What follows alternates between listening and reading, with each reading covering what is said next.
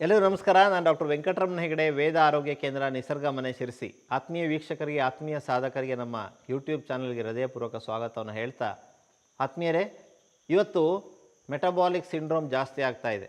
ಇವತ್ತು ಬೊಜ್ಜು, PCOD, ಈ ಒಂದು ಪ್ರಾಸ್ಟೇಟಿನ ತೊಂದರೆಗಳು, ಹಾಗೆಯೇ BP, ಡಯಾಬಿಟಿಸು, ಹೃದಯದ ಕಾಯಿಲೆಗಳು, ಕೊಲೆಸ್ಟ್ರಾಲ್ ಜಾಸ್ತಿ ಆಗುವಂಥದ್ದು, ಹೀಗೆ ಅನೇಕ ಸಮಸ್ಯೆಗಳು ಬರ್ತಾ ಇದೆ.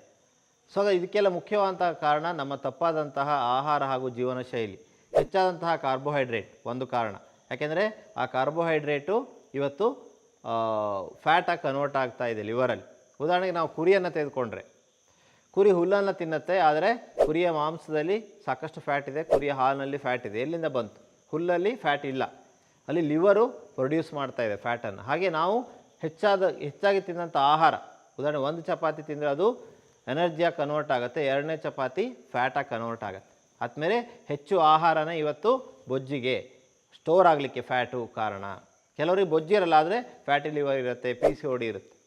ಇವತ್ತು ಹೆಣ್ಮಕ್ಳಿಗೆ ಪ್ಯೂಬರ್ಟಿ ಆಗ್ತಿದ್ದಾಗೆ ಸ್ವಲ್ಪ ದಿವಸದಲ್ಲಿ, ಸ್ವಲ್ಪ ವರ್ಷದಲ್ಲಿ PCOD ಸ್ಟಾರ್ಟ್ ಆಗ್ತಾಯಿದೆ.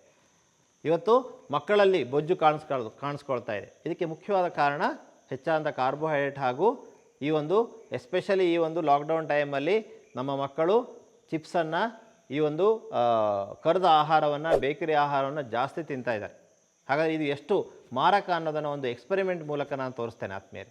ಸೊ ಆತ್ಮೀಯರೇ, ಇವತ್ತು ನನ್ನ ಹತ್ರ ಒಂದು ಈ ಪ್ರಯೋಗ ಮಾಡಲಿಕ್ಕೆ ಇರುವಂತಹ ಒಂದು ವಸ್ತುಗಳು ಏನೇನೆಲ್ಲ ಇದೆ.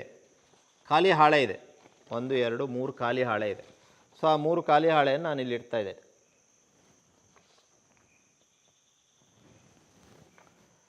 ನೆಕ್ಸ್ಟ್ ನನ್ನ ಹತ್ರ ಒಂದು ಮೇಣದ ಬತ್ತಿ ಇದೆ, ಕಾಣ್ತಾ ಇದೆ ನಿಮಗೆ.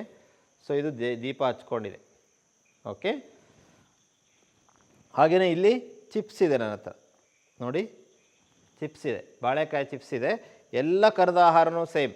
ಕರೆದ ಆಹಾರವನ್ನು ನಾವು ಜಾಸ್ತಿ ತಿಂತಾ ಇದ್ದೇವೆ ಇವತ್ತು. ನಾನು ಹೇಳಿದ್ನಲ್ಲ, ಪ್ರತಿಯೊಂದು, ಉದಾಹರಣೆಗೆ ಬ್ರೆಡ್ಡನ್ನು ತೆಗೆದುಕೊಳ್ಳಿ, ಮೈದಾ ಇದೆ, ಸಕ್ಕರೆ ಇದೆ, ಡಾಲ್ಡಾ ಇದೆ. ಸೊ ಈ ಸಕ್ಕರೆ, ಮೈದಾ, ಡಾಲ್ಡಾ, ಈ ಆಕ್ಸಿಡೈಸ್ಡ್ ಫ್ಯಾಟು ಅಡಕ್ಕೊಂಡಿದೆ.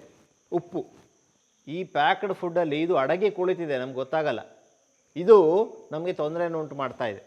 ಸೊ ಹಾಗಾದರೆ ಇದನ್ನು ನಾವು ಕಡಿಮೆ ಮಾಡಲಿಲ್ಲ ಅಂದರೆ ನಮ್ಮ ನೆಕ್ಸ್ಟ್ ಜನ್ರೇಷನ್ಗೆ ಬಹಳ ಕಷ್ಟ ಬರಲಿಕ್ಕಿದೆ. ಇವತ್ತು ಮೆಟಬಾಲಿಕ್ ಡಿಸೀಸಸ್ ತುಂಬ ಜಾಸ್ತಿ ಆಗ್ತಾ ಇದೆ. ಸಣ್ಣ ಏಜಲ್ಲೇ ಡಯಾಬಿಟಿಸ್, ಸಣ್ಣ ಏಜಲ್ಲೇ ಹೃದಯದ ಕಾಯಿಲೆ, ಸಣ್ಣ ಏಜಲ್ಲೇ ಈ ಒಂದು ಮದುವೆ ಆದವರಲ್ಲಿ ಅನೇಕರಲ್ಲಿ ಮಕ್ಕಳಾಗದೇ ಇರುವಂಥದ್ದು. ಇದಕ್ಕೆಲ್ಲ ಕಾರಣ ಜಂಕ್ ಫುಡ್. ಸೊ ಹಾಗಾದರೆ ಈ ಜಂಕ್ ಫುಡ್ಡನ್ನು ನಾವು ಅವಾಯ್ಡ್ ಮಾಡಬೇಕು. ಹಣ್ಣನ್ನು, ತರಕಾರಿಯನ್ನು, ಮೊಳಕೆ ಕಾಳನ್ನು, ನಟ್ಸನ್ನು, ಬಾದಾಮಿ, ಗೋಡಂಬಿ, ಪಿಸ್ತಾ, ವಾಲ್ನಟ್, ತುಪ್ಪ, ಬೆಣ್ಣೆ, ಮೊಸರು, ವರ್ಜಿನ್ ಕೊಕೊನಟ್ ಆಯಿಲ್, ಇದೆಲ್ಲ ಒಳ್ಳೆಯದು. ಇದನ್ನು ಜಾಸ್ತಿ ಮಾಡಬೇಕು. ಆದಮೇಲೆ ಈಗ ನೋಡೋಣ, ನನ್ನ ಹತ್ರ ಈ ಚಿಪ್ಸ್ ಇದೆ. ನಾನು ಇದರಲ್ಲಿರುವಂತಹ ಕೇವಲ 1 2 3 ಚಿಪ್ಸನ್ನು ಇಟ್ಕೊಂಡಿದ್ದೇನೆ. ಸೊ 3 ಚಿಪ್ಸನ್ನು ಹೀಗೆ ತೊಗೊಳ್ತೇನೆ. ಈ ಪ್ರಯೋಗವನ್ನು ನಿಮ್ಗೆ ಮಾಡಿ ತೋರಿಸ್ತೇನೆ. ದಯಮಾಡಿ ನಿಮ್ಮ ಮಕ್ಕಳಿಗೆ ತೋರಿಸಿ, ಯಾಕೆಂದ್ರೆ ಮಕ್ಕಳು ತುಂಬ ಬುದ್ಧಿವಂತರೀಗ, ಅವರಿಗೆ ಅರ್ಥ ಆಗುತ್ತೆ. ಖಾಲಿ ಹಾಳೆ ಇದೆ ನನ್ನ ಹತ್ರ, ಎಷ್ಟು ಬ್ಯಾಡ್ ಫ್ಯಾಟ್ ಇದೆ ಅನ್ನೋದನ್ನು ನೋಡೋಣ. ಇದು ಕರೆದ ಆಹಾರದಲ್ಲೇ ಕರೆದು ಆಕ್ಸಿಡೈಸ್ಡ್ ಫ್ಯಾಟ್ ಆಗಿರುತ್ತೆ. ನಾವು ರಿಫೈನ್ಡ್ ಆಯಿಲ್ಸು ಭಾಳ ಕ್ಲಿಯರ್ ಆಗಿದೆ ಅಂತ ತಗೊಳ್ತೇವೆ, ಆದರೆ ಫಸ್ಟು ಹೆಕ್ಸೇನನ್ನು ಹಾಕಿ ಎಕ್ಸ್ಟ್ರಾಕ್ಟ್ ಮಾಡ್ತಾರೆ, ಆಮೇಲೆ ಅದನ್ನು ಬ್ಲೀಚ್ ಮಾಡ್ತಾರೆ. ಅದಾದಮೇಲೆ 200-300 ಡಿಗ್ರಿಯಲ್ಲಿ ಬಾಯ್ಲ್ ಮಾಡಿದಾಗ ಫ್ರೀ ಫ್ಯಾಟಿ ಆ್ಯಸಿಡ್ಡು ಮತ್ತು ವ್ಯಾಕ್ಸು ಹೊರಗಡೆ ಬರುತ್ತೆ, ಆವಾಗ ಕ್ಲಿಯರ್ ಆಯಿಲ್ ಕಾಣಿಸುತ್ತೆ.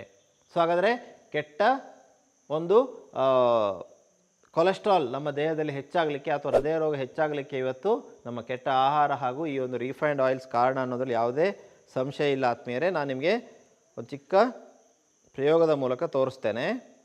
ಸೊ ಈ ಚಿಪ್ಸಿಗೆ ನಾನು ಬೆಂಕಿ ಹಚ್ಚುತ್ತಿದ್ದೇನೆ. ದೀಪ ಬೆಳಗಿಸಿ ಉದ್ಘಾಟನೆ ಮಾಡ್ತಾ ಇಲ್ಲ, ಏನು ಮಾಡ್ತಾ ಇದ್ದೇನೆ, ಬೆಂಕಿ ಹಚ್ಚುತ್ತಿದ್ದೇನೆ ನೋಡಿ. ಸೊ ಇಲ್ಲಿ ಕ್ಯಾಂಡ್ಲ್ ಇದೆ ನನ್ನ ಹತ್ರ, ಅದರ ಸಹಾಯವನ್ನು ಪಡ್ಕೊಳ್ತಾ ಇದ್ದೇನೆ. ಸೊ ಈ 3 ಚಿಪ್ಸನ್ನು ಕೆಳಗಡೆ ಖಾಲಿ ಹಾಳೆ ಇದೆ.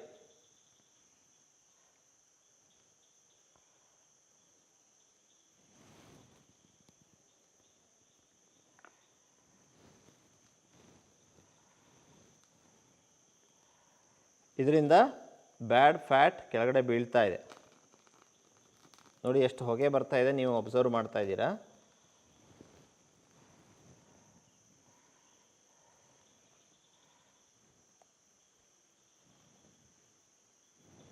So puri, vada, masala puri, gobi manchurian, bhelpuri maybe ಅಷ್ಟೆಲ್ಲ ಬ್ಯಾಡ್ ಫ್ಯಾಟ್ ಇರಲಿಕ್ಕಿಲ್ಲ. ಪ್ರತಿಯೊಂದು ಸಮೋಸ, ನಮಗೇನೇನು ಇಷ್ಟ ಅಲ್ಲ ಫ್ರೈಡ್ ಫುಡ್ಡು ಅದರಲ್ಲೆಲ್ಲ ಇದೇ ಕತೆ, ಬರೀ ಚಿಪ್ಸನ್ನು ಒಂದೇ ನಾವು ಬಿಟ್ಟರೆ ಆಗಲಿಲ್ಲ ಇನ್ನು.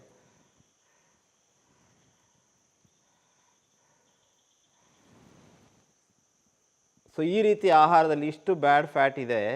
ನಾವು ಇದನ್ನು ಟಿ ವಿ ನೋಡ್ತಾ ನಮಗೆ ಕೊಟ್ಬಿಟ್ರೆ ಎಷ್ಟು ತಿಂದುಬಿಡ್ತೇವೆ ಹೇಳಿ?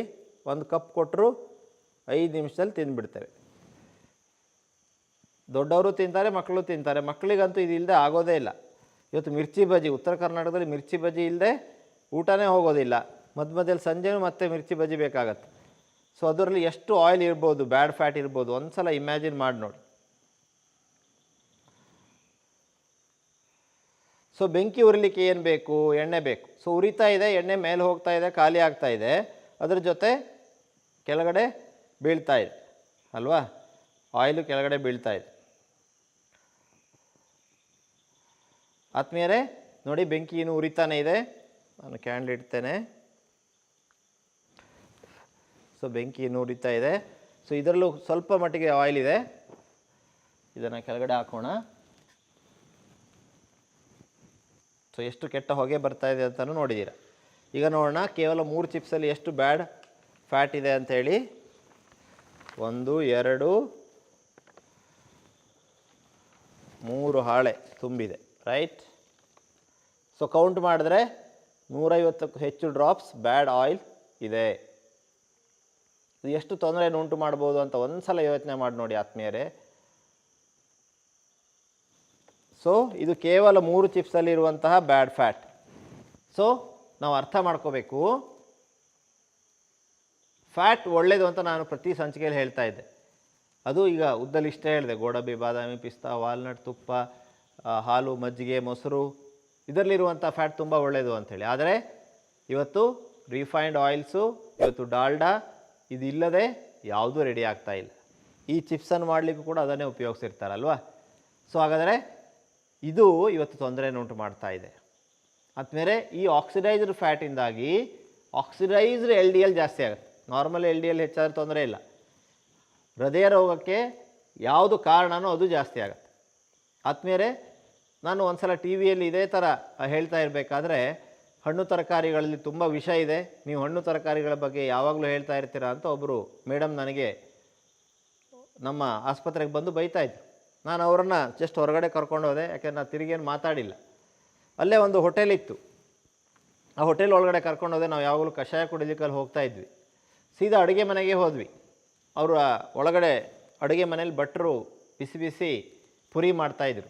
ಅವ್ರ ಹತ್ರ ನಾನು ಕೇಳಿದೆ, ಆ ಮೇಡಮ್ ನನ್ನ ಪಕ್ಕದಲ್ಲೇ ಇದ್ದರು, ಭಟ್ರೆ ಯಾವಾಗ ಹಾಕಿದೆ ಎಣ್ಣೆ ಅಂತ. ಆಗ ಅವ್ರು ಹೇಳಿದ್ರು, ನನಗೆ ಗೊತ್ತಿಲ್ಲ ಡಾಕ್ಟ್ರೆ, ಮುಂಚೆ ಹಾಕಿದೆ, ಬಟ್ ಮುಂಚಿದ್ರಲ್ಲ ಆ ಭಟ್ರು ಹಾಕಿದ ಎಣ್ಣೆಯಲ್ಲೇ ಜೈ. ಅಂದರೆ ಅದರಲ್ಲೇ ಮತ್ತೆ ಎಣ್ಣೆ ಹಾಕೋದು ಕರಿಯೋದು, ಎಣ್ಣೆ ಹಾಕೋದು ಕರಿಯೋದು. ಹೀಗೆ ಮಾಡೋದ್ರಿಂದಾಗಿ ರಿಪೀಟೆಡ್ ಹೀಟಿಂಗ್ ಆದಾಗ ತುಂಬ ಬ್ಯಾಡ್ ಕೆಮಿಕಲ್ಸು, ಕ್ಯಾನ್ಸರಿಗೆ ಕಾರಣವಾದಂಥ ರಾಸಾಯನಿಕಗಳು ಬಿಡುಗಡೆ ಆಗುತ್ತೆ. ಸೊ ಹಾಗಾಗಿ ಫ್ರೈಡ್ ಫುಡ್ ಅಷ್ಟು ಡೇಂಜರಸ್. ಅದರಲ್ಲೂ ನಾವು ಹೊರಗಡೆಯಿಂದ ತರ್ತೀವಲ್ಲ, ಕೆಲವರು ಹೇಳ್ತಾರೆ ಮಿರ್ಚಿ ಬಜ್ಜಿ ನಾವು ಮನೇಲೇ ಮಾಡ್ತೀವಿ ಡಾಕ್ಟ್ರೇ, ರಿಫೈನ್ಡ್ ಆಯಿಲ್ಸಲ್ಲಿ ಫೈನಾಗಿ ಮಾಡ್ತೀವಿ ಅಂತ. ಸೊ ನಾನು ಅವ್ರ ಹತ್ರ ಕೇಳಿದೆ, ಉತ್ತರ ಕರ್ನಾಟಕದವ್ರಿಗೆ ಮಿರ್ಚಿ ಬಜ್ಜಿ ಇಲ್ಲಾಂದ್ರೆ ಆಗೋದೇ ಇಲ್ಲ. ಈಗ ಆಲ್ಕೋಹಾಲನ್ನು ಮನೇಲಿ ಮಾಡೋದಕ್ಕೂ ಅಥವಾ ಹೊರಗಡೆಯಿಂದ ತಂದು ಕುಡಿಯೋದಕ್ಕೂ ಕುಡಿದಾಗ ಅದರಲ್ಲಿ ವ್ಯತ್ಯಾಸ ಇದೆಯಾ? ಇಲ್ಲ, ಅದೇ ಕಿಕ್ಕು. ಸೊ ಅದರ ಅರ್ಥ ಮನೇಲಿ ಮಾಡಬಾರ್ದು ಬಿಡಿ. ಸೊ ಅಲ್ಲಿಗೆ ಆಲ್ಕೋಹಾಲೇ. ಅದೇ ಥರ ನೀವು ಮನೇಲಿ ಕರೆದ್ರೂ ಕೂಡ ಕೆಟ್ಟದ್ದೇ. ಆದಮೇಲೆ ಆದರೆ ಒಂದು ಗುಡ್ ನ್ಯೂಸನ್ನು ನಾನು ಹೇಳ್ತೇನೆ, ಒಂದು ರಿಸರ್ಚ್ ಸ್ಟಡಿಯ ಮೂಲಕ ನಿಮಗೆ. ಇಲ್ಲಿ cooking with vegetable oils releases toxic cancer causing chemicals says experts ಅಂತೇಳಿ ಆರ್ಟಿಕಲ್ ಇದೆ. ಈ ಒಂದು ಆರ್ಟಿಕಲಲ್ಲಿ ಇಲ್ಲಿ ಒಬ್ಬರು ಪ್ರೊಫೆಸರು ಬಯೋ ಅನಾಲಿಟಿಕಲ್ ಕೆಮಿಸ್ಟ್ರಿ ಮತ್ತು ಕೆಮಿಕಲ್ ಪೆಥಾಲಜಿ, ಸೊ ಯಾವ ಎಣ್ಣೆಯಿಂದ ಹೆಚ್ಚು ಟಾಕ್ಸಿನ್ಸ್ ಬಿಡುಗಡೆ ಆಗುತ್ತೆ ಅಂಥೇಳಿ ಅವರು ಕಂಡುಹಿಡಲಿಕ್ಕೆ ಹೊರಟರು. ಇಲ್ಲಿ ಅವರು ಉಪಯೋಗಿಸಿದಂಥ ಎಣ್ಣೆಗಳು coconut oil, butter, extra Virgin olive oil, corn oil, sunflower oil. 10 ನಿಮಿಷ, 20 ನಿಮಿಷ, 30 ನಿಮಿಷ ಕರೆದ್ರು, ಬಿಸಿ ಮಾಡಿದ್ರು. ಆವಾಗ ಎಷ್ಟು ಕೆಮಿಕಲ್ಸ್ ಬಿಡುಗಡೆ ಆಯಿತು ಅಂತ ಚೆಕ್ ಮಾಡಿದ್ರು. ಇಲ್ಲಿ ನೋಡಿ, 1 2 3, 10 ನಿಮಿಷ, 20 ನಿಮಿಷ, 30 ನಿಮಿಷ. ಸೊ ಭಾಳ ಖುಷಿ ವಿಷಯ ಅಂದರೆ 10 ನಿಮಿಷದಲ್ಲಿ ಇಲ್ಲಿ ನಮಗೆ ಕ್ಲಿಯರಾಗಿ ಗೊತ್ತಾಗತ್ತೆ ಕೊಕೊನಟ್ ಆಯಿಲು ಹಾಗೂ ಬೆಣ್ಣೆ ತುಪ್ಪದಲ್ಲಿ ಕರೆದಾಗ ಯಾವುದೇ ಕೆಮಿಕಲ್ಸ್ ಬಿಡುಗಡೆ ಆಗಿಲ್ಲ. 10 ನಿಮಿಷದಲ್ಲಿ ಉಳಿದ ಎಲ್ಲದರಲ್ಲೂ ಕೂಡ ಕೆಮಿಕಲ್ಸ್ ಬಿಡುಗಡೆ ಆಯಿತು. ನೆಕ್ಸ್ಟ್ ಇರುವಂಥದ್ದು 20 ಮಿನಿಟ್ಸ್ ಇದನ್ನು ಮಾಡಿದಾಗ ನಾವಿಲ್ಲಿ ಅಬ್ಸರ್ವ್ ಮಾಡ್ಬೋದು 20 ಮಿನಿಟ್ಸಲ್ಲಿ ಹೀಟ್ ಮಾಡಿದಾಗ ಸನ್ಫ್ಲವರು, ಕಾರ್ನು, ಈವನ್ ಆಲಿವ್ ಆಯಿಲಲ್ಲೂ ಕೂಡ ಕೆಮಿಕಲ್ಸ್ ಬಿಡುಗಡೆ ಆಯಿತು. ಕೊಕೊನಟ್ ಆಯಿಲ್, ತೆಂಗಿನಕಾಯಿ ಎಣ್ಣೆ, ಒರಿಜಿನ್ ಕೊಕೊನಟ್ ಆಯಿಲ್ ಹಾಗೂ ತುಪ್ಪದಲ್ಲಿ ರಾಸಾಯನಿಕ ಬಿಡುಗಡೆ ಆಗಿಲ್ಲ. 30 ನಿಮಿಷ ಕರೆದಾಗ ನೋಡಿ ಎಷ್ಟೆಲ್ಲ ಈ ಒಂದು ರಿಫೈನ್ಡ್ ಆಯಿಲ್ಸಲ್ಲಿ ಇಷ್ಟೆಲ್ಲ ಕೆಮಿಕಲ್ಸ್ ಬಿಡುಗಡೆ ಆಯಿತು. ಆದರೆ ತುಪ್ಪದಲ್ಲಿ ಹಾಗೂ ಒರಿಜಿನ್ ಕೊಕೊನಟ್ ಆಯಿಲಲ್ಲಿ ಬಹಳ ಕಡಿಮೆ ಕೆಮಿಕಲ್ಸ್ ಬಿಡುಗಡೆ ಆಯಿತು. ಸೊ ಇದರಿಂದ ಕ್ಲಿಯರ್ಲಿ ನಮ್ಗೆ ಅರ್ಥ ಆಗುತ್ತೆ, ಒಂದು ವೇಳೆ ಕರಿಯೋದಿದ್ರೆ ಕರೆದ ಆಹಾರ ಒಳ್ಳೆಯದಲ್ಲ, ಎಲ್ಲೋ 15 ಡೇಸಿಗೆ ಒಂದು ಸಲ ಕರಿಬೇಕು, ಮಕ್ಕಳು ಕರೆದ ಆಹಾರವನ್ನು ಭಾಳ ಕೇಳ್ತಾರೆ ಅಂತಿದ್ರೆ ನಿಮಗೆ ಒಂದು ಗುಡ್ ನ್ಯೂಸ್ ಇದೆ. ಏನು? Origin coconut oil. ಸೊ ಈ ಒಂದು alpha natural origin coconut oil ಇದೆಯಲ್ಲ, ಸೊ ಈ ಒಂದು alpha natural origin coconut oil very stable oil. ನೀವು ಒಂದು ವೇಳೆ ಕರೆದ್ರೂ ಕೂಡ ರಾಸಾಯನಿಕಗಳು ಹೆಚ್ಚು ಬಿಡುಗಡೆ ಆಗಲ್ಲ. ಸೊ ಹಾಗಾಗಿ ಯಾವಾಗಲೂ ಕರೀಲಿಕ್ಕೆ ನಾನು ರೆಕಮೆಂಡ್ ಮಾಡಲ್ಲ. 15 ಡೇಸ್ ಒನ್ಸ್ ನಿಮಗೆ ಕರೆದು ತಿನ್ನಬೇಕು ಅಂತ ಅನ್ನಿಸಿದಾಗ ದಯಮಾಡಿ ಈ ಒರಿಜಿನ್ ಕೊಕೊನಟ್ ಆಯಿಲಲ್ಲಿ ನೀವು ಕರಿಬೋದು. ಯಾಕೆಂದರೆ ಇದರ ಸ್ಪೆಷಾಲಿಟಿ ಏನು ಅಂದರೆ ವೆರಿ ಸ್ಟೇಬಲ್, 150-200 ಡಿಗ್ರಿ ಹೋದರೂ ಕೂಡ ಕೆಮಿಕಲ್ ಚೇಂಜಸ್ ಜಾಸ್ತಿ ಆಗೋದಿಲ್ಲ. ಸೊ ಇದರಿಂದ ರುಜುವಾತಾಗಿದೆ ಕೂಡ. ಸೊ ಹಾಗಾಗಿ ನಮಗೆ ಬಹಳ ಖುಷಿ ವಿಷಯ. ಅಪರೂಪಕ್ಕೆ ಕರಿಯೋದಿದ್ರೆ ತೆಂಗಿನಕಾಯಿ ಎಣ್ಣೆ ವಾಸನೆ ಆಗೋದಿಲ್ಲ, ಅದರ ಪರಿಮಳ ಆಗೋದಿಲ್ಲ ಅಂತ ನೀವು ಹೇಳಿದ್ರೆ ಈ ಒರಿಜಿನ್ ಕೊಕೊನಟ್ ಆಯಿಲ್ ಅಷ್ಟೆಲ್ಲ ಸ್ಮೆಲ್ ಇರೋದಿಲ್ಲ. ಯಾಕೆಂದರೆ ತೆಂಗಿನಕಾಯಿ ಹಾಲನ್ನು ಕೋಲ್ಡ್ ಪ್ರೆಸ್ ಮಾಡಿ ತೆಗೆದಿರ್ತಾರೆ, ಹಾಗಾಗಿ ಅಷ್ಟು ವಾಸನೆ ಇದು ಉಂಟಾಗೋದಿಲ್ಲ. ಹಾಗಾಗಿ ಮೈಸೂರು ಕರ್ನಾಟಕ, ಉತ್ತರ ಕರ್ನಾಟಕದವರಿಗೂ ಕೂಡ ಇದು ಸೂಟ್ ಆಗುತ್ತೆ, ಯಾವುದೇ ತೊಂದರೆ ಆಗೋದಿಲ್ಲ. ಹಾಗಾಗಿ 15 ಡೇಸ್ ಒನ್ಸ್ ನೀವು ಕರಿಯೋದೇ ಇದ್ದರೆ ಇದನ್ನು ಬಳಸಿ. ಇಲ್ಲ ಕುಸುಬಿ ಎಣ್ಣೆ, ಕುಸುಬಿ ಎಣ್ಣೆ ಉತ್ತರ ಕರ್ನಾಟಕದಲ್ಲಿ ಸಾಕಷ್ಟು ಸಿಗುತ್ತೆ, ಮಿಲ್ಲಿಂದ ಮಾಡಿಸ್ಕೊಂಡು ಬಂದಿದ್ದನ್ನು ಉಪಯೋಗಿಸಿ. ಇಲ್ಲ ಶೇಂಗಾ ಎಣ್ಣೆ, ಶೇಂಗಾ ನೀವೇ ಮಿಲ್ಲಿಗೆ ಹೋಗಿ ಶೇಂಗಾದಿಂದ ಎಣ್ಣೆ ಮಾಡಿಸ್ಕೊಂಡು ಬಂದಿದ್ದನ್ನು ಉಪಯೋಗಿಸಿ. ಇಲ್ಲ ಸಾಸಿವೆಯನ್ನು ಕೊಟ್ಟು ಉತ್ತರ ಭಾರತದಲ್ಲಿ ಸಾಸಿವೆ ಎಣ್ಣೆ ಉಪಯೋಗಿಸ್ತಾರೆ. ಎಳ್ಳನ್ನು ಕೊಟ್ಟು ಎಣ್ಣೆ ಮಾಡಿಸ್ಕೊಂಡು ಅದನ್ನು ಉಪಯೋಗಿಸಿ. ಸೊ ಹೀಗೆ ನಾವು ಗಾಣದಲ್ಲಿ ಕೊಟ್ಟು ಆ ಎಣ್ಣೆಯಲ್ಲಿ ಕರೆದಾಗ ನಮಗೆ ತೊಂದರೆ ಉಂಟಾಗೋದಿಲ್ಲ, ಅಪರೂಪಕ್ಕೊಮ್ಮೆ ತಿಂದಾಗ. ಆದರೆ ಬೇರೆ ಎಣ್ಣೆಗಳು ಬೇಡ, ನಾನು ಬೇರೆ ಯಾವುದೇ ಹೆಸರು ಹೇಳಲಿಕ್ಕೆ ಹೋಗೋದಿಲ್ಲ, ನಾವು ಅರ್ಥ ಮಾಡ್ಕೋಬೇಕಿದನ್ನು ಆದ್ಮೇಲೆ. ಸೊ ಇವತ್ತಿನ ಈ ಒಂದು ಚಿಕ್ಕ ಪ್ರಯೋಗದಲ್ಲಿ ನಮ್ಗೆ ಗೊತ್ತಾಗಿದೆ ನೋಡಿ, ಇದೆಲ್ಲ ಕಪ್ ಆಗಿದ್ದನ್ನು ನೀವು ನೋಡ್ಬೋದು, ಎಷ್ಟು ಬ್ಲ್ಯಾಕ್ ಆಗಿದೆ ಅಲ್ವಾ. ಸೊ ಈ ಒಂದು ಚಿಕ್ಕ ಪ್ರಯೋಗದಲ್ಲಿ ನಮಗೆ ಗೊತ್ತಾಗುತ್ತೆ ಈ ಒಂದು 3 ಚಿಪ್ಸಲ್ಲಿ ಇಷ್ಟು ಬ್ಯಾಡ್ ಫ್ಯಾಟ್ ಇದೆ ಅಂದರೆ ನಾವು ಕಪ್ ಚಿಪ್ಸ್ ತಿಂದಾಗ ಎಷ್ಟು ಬ್ಯಾಡ್ ಫ್ಯಾಟ್ ನಮ್ಮ ದೇಹದೊಳಗೆ ಹೋಗುತ್ತೆ ಅಂತೇಳಿ. ಸೊ ನಾನು ಈ ಪ್ರಯೋಗವನ್ನು ನಮ್ಮ ಅತ್ಯಂತ ಒಂದು ಗೌರವಾನ್ವಿತರು, ಹಾಗೆಯೇ ನಮ್ಮ ವೆಲ್ವಿಷರು, ಹಾಗೆಯೇ ನಮ್ಮ ಸಾಧಕರು ಆದಂಥ ಗಂಗಾವತಿ ಪ್ರಾಣೇಶ್ ಅವರಿಗೆ ಈ ಪ್ರಯೋಗ ಮಾಡಿ ತೋರಿಸಿದೆ. ಪ್ರಾಣೇಶ್ ಅವ್ರಿಗೆ ಮಾಡಿ ತೋರಿಸ್ಕೊಳ್ಳೋರು ಹೇಳಿದ್ರು, ಹೆಗಡೆ ಅವರೇ ಇದ್ರ ಬದಲಿಗೆ ಅರ್ಧ ಲೋಟ ಎಣ್ಣೆ ಕುಡಿಸ್ಬಿಡ್ಬೋದಲ್ಲ ಮಕ್ಕಳಿಗೆ ಅಂತ ಜೋಕ್ ಮಾಡ್ತಾಯಿದ್ರು. ಸೊ ಹಾಗೆ ಇಷ್ಟೊಂದು ಬ್ಯಾಡ್ ಫ್ಯಾಟ್ ಇದರಲ್ಲಿದೆ, ಇದು ಬೇಡ ನಮಗೆ. ಸೊ ಇದ್ರ ಬದಲಿಗೆ ನಾವು ಹಣ್ಣು, ತರಕಾರಿ, ಮೊಳಕೆ ಕಾಳು, ಗೋಡಂಬಿ, ಬಾದಾಮಿ, ಪಿಸ್ತಾ, ವಾಲ್ನಟ್, ಹಾಗೆಯೇ ಒಳ್ಳೆ ಫ್ಯಾಟ್ ತೆಂಗಿನಕಾಯಿ ತುರಿ, ತೆಂಗಿನಕಾಯಿಯ ಹಾಲು, ಇದನ್ನು ಜಾಸ್ತಿ ತೆಗೆದುಕೊಳ್ಳೋಣ. ಬೆಣ್ಣೆಹಣ್ಣಲ್ಲಿ ತುಂಬ ಫ್ಯಾಟ್ ಇದೆ, ಒಂದು ಹಣ್ಣದು ಅದರಲ್ಲಿ ಫ್ಯಾಟ್ ಇದೆ, ಉತ್ತಮ ಕೊಬ್ಬು.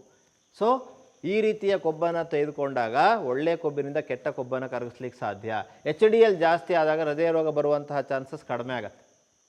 ಆಗ್ಬೋದಲ್ಲ ಆದ್ಮೇಲೆ ಇವತ್ತಿನ ಸಂಚಿಕೆಯಲ್ಲಿ ನಾವು ಈ ಒಂದು ಬ್ಯಾಡ್ ಫ್ಯಾಟಿಂದ ಎಷ್ಟು ತೊಂದರೆ ಆಗುತ್ತೆ ಅಂತ ತಿಳ್ಕೊಂಡಿದ್ದೇವೆ, ಕರೆದ ಆಹಾರದಿಂದ ಎಷ್ಟು ತೊಂದರೆ ಆಗುತ್ತೆ ಅಂತ ತಿಳ್ಕೊಂಡಿದ್ದೇವೆ. ಈ ವಿಡಿಯೋವನ್ನು ನೀವು ಶೇರ್ ಮಾಡಿ, ಅಷ್ಟೇ ಅಲ್ಲ ನಿಮ್ಮ ಮಕ್ಕಳಿಗೆ ತೋರಿಸಿ, ಎಲ್ರಿಗೂ ಶೇರ್ ಮಾಡಿ, ನಮ್ಮ ಒಂದು ಯೂಟ್ಯೂಬ್ ಚಾನಲ್ನ ಸಬ್ಸ್ಕ್ರೈಬ್ ಮಾಡಿ, ಬೆಲ್ ಬಟನ್ ಒತ್ತಿ, ತನ್ಮೂಲಕ ಹೆಚ್ಚೆಚ್ಚು ಜನರಿಗೆ ಈ ಒಂದು ಸರಳ ವಿಷಯವನ್ನು, ಸತ್ಯ ದರ್ಶನವನ್ನು ಮಾಡಲಿಕ್ಕೆ ನಾವು ಪ್ರಯತ್ನ ಮಾಡೋಣ ಅನ್ನುವಂತಹ ಮಾತನ್ನು ತಮ್ಮ ಹತ್ರ ವಿನಂತಿ ಮಾಡ್ಕೊಳ್ತಾ, ಡಿಸ್ಕ್ರಿಪ್ಷನ್ ಬಾಕ್ಸಲ್ಲಿ ಕೆಳಗಡೆ ಡಿಸ್ಕ್ರಿಪ್ಷನ್ ಬಾಕ್ಸ್ ಇದೆ, ಅದರಲ್ಲಿ ನಮ್ಮ doctor Hegde's health tips WhatsApp ಗ್ರೂಪಿನ ಲಿಂಕ್ ಇದೆ. ಆ ಲಿಂಕನ್ನು ಕ್ಲಿಕ್ ಮಾಡಿ ನೀವು ಗ್ರೂಪನ್ನು ಜಾಯ್ನ್ ಆಗಿ, ಆಗ ನಿಮಗೆ ಹೆಲ್ತ್ ಟಿಪ್ಸು, ಯೂಟ್ಯೂಬ್ ಲಿಂಕ್ಸು, ನಾನು ಬರೆದಂಥ ಲೇಖನಗಳೆಲ್ಲ ನಿಮಗೆ ನಿಮ್ಮ ಮೊಬೈಲಿಗೆ ಬರಲಿಕ್ಕೆ ಸಾಧ್ಯ ಆಗುತ್ತೆ. ಹಾಗಾಗಿ ಡಿಸ್ಕ್ರಿಪ್ಷನ್ ಬಾಕ್ಸಿಗೆ ಹೋಗಿ ಆ ಒಂದು ಗ್ರೂಪನ್ನು ನಿಮಗೆ ಜಾಯ್ನ್ ಆಗಿ, ವಾಟ್ಸಪ್ ಗ್ರೂಪ್ ಇದೆ ಅದು, ಸೊ ಅದನ್ನು ಜಾಯ್ನ್ ಆಗಿ ಅನ್ನುವಂಥ ವಿನಂತಿಯನ್ನು ಮಾಡ್ತಾ ಇನ್ನೊಮ್ಮೆ ನಿಮಗೆಲ್ಲರಿಗೂ ವಂದಿಸ್ತಾ ಧನ್ಯವಾದಗಳು.